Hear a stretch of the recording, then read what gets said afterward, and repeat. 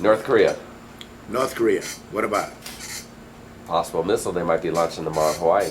Yes. So I mean, first of all, they're carrying on too much about North Korea and one missile. What are they going to do with it? I mean, so North Korea gets the atom bomb, say. What are they going to do with it? They know that if they use it, they wipe themselves out. This is something that we're panicking over unnecessarily, if you ask me. Because you say North Korea got the bomb. Fine, now what? What are they going to do with it? Use it? Not on your life, unless they want to be wiped out. And they know if they use it, that's the end of North Korea. So now what is the carrying on? Why is everybody getting excited? So they got a missile, so what? You can't stop it. No weapon in history has ever been stopped. When they saw dynamite with it, they said the crossbow would end all wars. That's how far back it goes, because that's how stupid man is. And the atom bomb's not going to end all wars, because you know what's going to happen? It will end all wars, because it would mean self-destruction.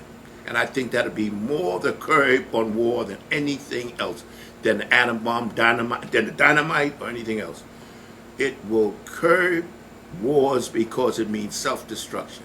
And nobody goes to war to self-destruct. People go to war to win, not to destruct. That's why the mistake to go to Iraq.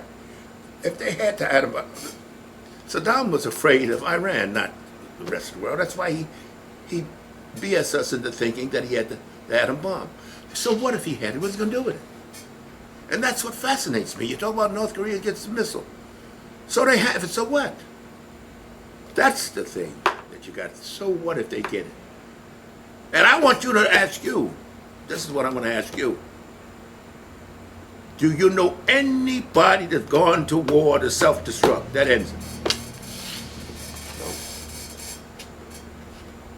You want me going? Right on, Leroy. I'm talking a lot of shit.